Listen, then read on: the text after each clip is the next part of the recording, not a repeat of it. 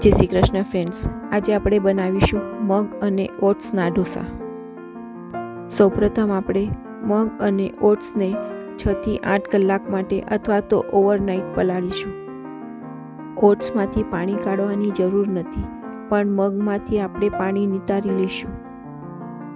મગ અને ઓટ્સને આપણે મિક્સર જારમાં લઈ લઈશું।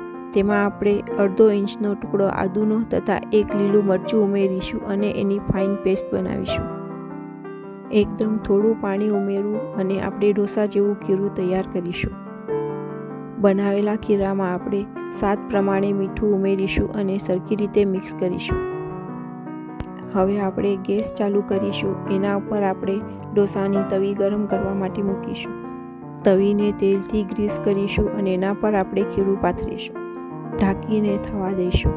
ઢોસો આપણે ચટણી તથા સંભાર સાથે પીરસીશું।